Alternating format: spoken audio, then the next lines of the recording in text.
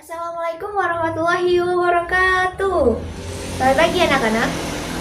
Baiklah, pada hari ini kita akan memasuki mata pelajaran ilmu pengetahuan alam yang akan mempelajari tentang sistem peredaran darah. Nah, sebelum kita memulai pelajaran, alangkah baiknya kita membaca basmalah terlebih dahulu.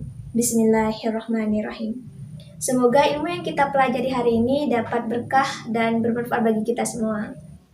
Sebelum kita memulai pelajaran, Ibu ingin mengabsen terlebih dahulu siapa saja yang tidak masuk supaya lebih cepat. Oke, nihil ya. Dipertahankan terus. Nihil seperti ini. Oke, jadi Ibu mau nanya kalian dulu. Kalian pernah terluka nggak? Pernah ya, jatuh dari sepeda misalkan ya. Nah, kalau terluka itu yang keluar itu apa? Ya, darah, bener. Nah, kalau misalkan darah itu keluar kan dari luka kita, itu akan berhenti atau tidak? Berhenti ya. Nah, semisalkan darah itu tidak berhenti-henti, keluarnya nih, apa yang terjadi pada tubuh kita? Akan kekurangan darah. Nah, jadi kita patut bersyukur kepada Allah Subhanahu wa taala karena Allah telah memberikan kemampuan darah kita untuk berhenti dengan sendirinya. Nah, nanti kita pelajari tuh kenapa bisa darah berhenti dengan sendirinya.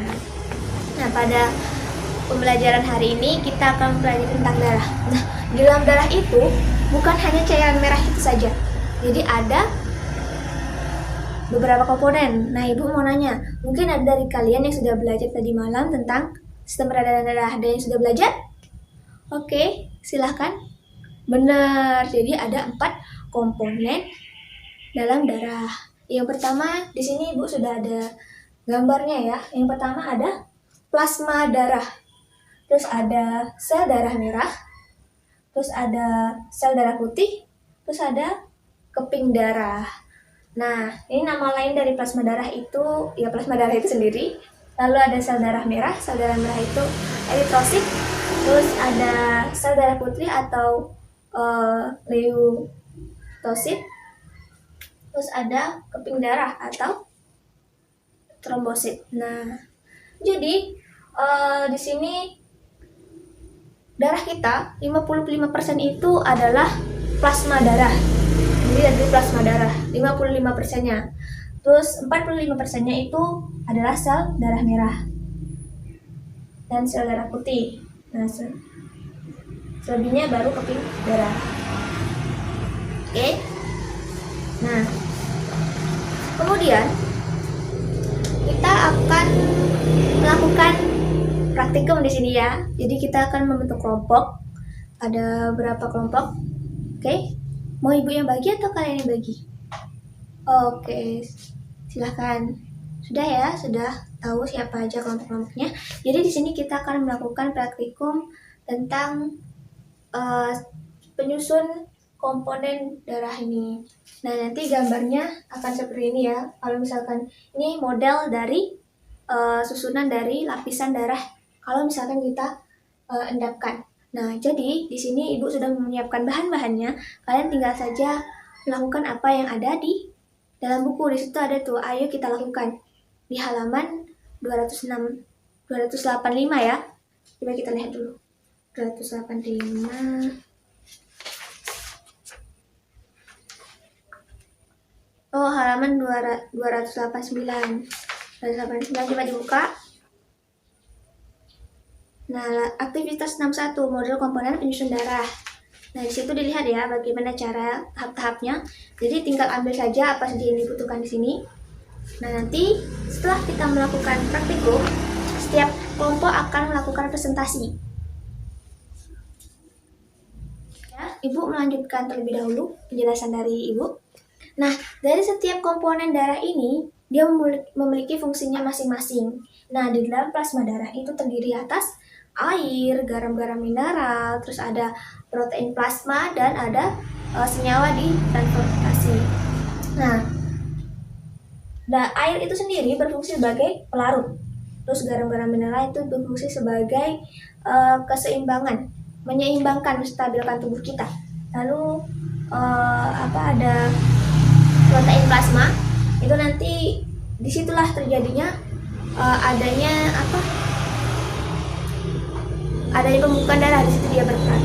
Lalu ada di si senyawa yang ditransportasi tadi itu ada hormon-hormon. Terus ada sel darah merah. Apa fungsi dari sel darah merah? Sel darah merah itu berfungsi sebagai mengangkut karbon dioksida dan karbohidrat dan karbon dioksida. Nah, yang mengangkut itu namanya hemoglobin. Terus ada sel darah putih. Nah, fungsi sel darah putih ini apa sih? Ada yang tahu? Oke, terima kasih ya sudah membantu. Jadi Ibu tambahkan, sel darah putih itu fungsi sebagai melawan kuman yang masuk ke dalam tubuh kita. Dia sebagai pertahanan, memakan kuman atau bakteri yang ada dalam tubuh kita. Ibu mau nanya, kalau misalkan kalian yang bernanah, luka yang bernanah kan itu ada putih-putihnya. Nah, itu adalah hasil dari sel darah merah yang memakan si kuman itu tadi. Makanya kalau misalkan kita ada luka bernanah, nanahnya itu dikeluarkan, nah makanya luka kita agak mendingan, gak kenyut-nyutan lagi ya. Nah, gitu.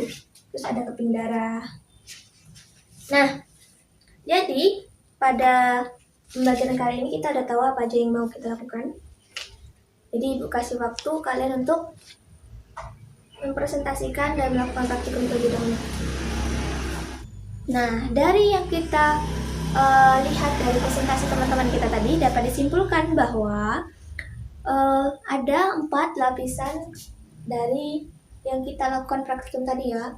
Nah, yang di atas ini itu plasma darah. Mengapa dia banyak? Karena ada 55% dari darah itu sendiri. Nah, jadi udah kita lihat ya presentasi dari teman-teman kita tadi. Nah, jadi di sini Ibu juga sudah ada gambarnya. Kalian bisa lihat di tabung reaksi kalian sendiri. Di sini yang paling banyak, paling atas itu adalah plasma darah. Lalu ada yang di tengah-tengah itu ada sel darah putih. Lalu yang di bawah yang merah itu adalah sel darah merah. Nah, sel darah merah itu bentuknya seperti ini, ya. Terus kalau misalnya sel darah putih itu bentuknya seperti ini. Terus kalau komposit bentuknya seperti ini. Nah, kalian tahu nggak kalau misalnya kalian terluka, yang lengket-lengket warna putih itu, nah itulah plasma darah. Nah, ini yang kalau misalkan udah agak kering-kering, agak ngitem tuh kan kadang keluar ya cairan-cairan lengket. Nah, itu plasma darah. Itu dia berperan dalam pembekuan darah tuh. Oke, jadi kesimpulan yang kita dapat pada pembelajaran hari ini, ada yang bisa menyampaikan? Oke, tambahan ya dari Ibu. Nah, yang pertama, fungsi darah itu yang pertama adalah sebagai pengangkut atau transportasi ini tadi. Dia mengangkut sari-sari makanan, hasil atau sisa-sisa metabolisme, garam-garam mineral, hormon ke seluruh tubuh untuk disalurkan kepada jaringan-jaringan atau organ yang memerlukan atau membutuhkan. Lalu yang kedua adalah perlindungan atau proteksi. Nah, ini ada fungsi dari si sel darah putih tadi. Dia melindungi tubuh kita supaya tidak terserang dari kuman. Dia melindungi si darah putih ini, dia menyerang si kuman-kuman yang masuk dalam tubuh kita tadi. Terus ada pengaturan, dia mengatur di sini ya, mengatur kandungan air, mengatur oksigen yang masuk dalam tubuh kita. Nah, Ibu punya sedikit informasi, kalau misalkan ada perbedaan orang yang tinggal di dataran tinggi dan dataran rendah itu beda jumlah sel darah merahnya. Kenapa? Ada yang tahu? Ya, benar sekali. Jadi, kenapa orang yang tinggal di daratan tinggi, dia memiliki sel darah merah yang lebih banyak daripada orang yang tinggal di daratan rendah? Karena di daratan tinggi itu tekanan atau oksigen itu sangat tipis, sangat tidak banyak seperti kalau misalkan di dataran rendah. Jadi, dia memerlukan banyak sel darah merah atau eritrosit untuk mengambil oksigen lebih banyak gitu ya. Ini misalkan kayak gini saja. Kalau misalkan kita raja, ada harta karun. Nah, kalau misalkan pasukan kita banyak, maka banyak juga yang kekal kita ambil. Kalau misalkan pasukan kita dikit juga yang bisa kita ambil. Itu kan? Oke. Baiklah, itu yang bisa Ibu sampaikan. Mohon maaf misalkan ada kesalahan karena kesalahan itu mungkin dari Ibu sendiri. Maaf bila ada salah kata. Wabillahi taufiq wal hidayah. Wassalamualaikum warahmatullahi wabarakatuh. Oh ya, jangan lupa baca tentang jantung dan pembuluh darah karena pertemuan berikutnya kita akan membahas itu. Jangan lupa ya.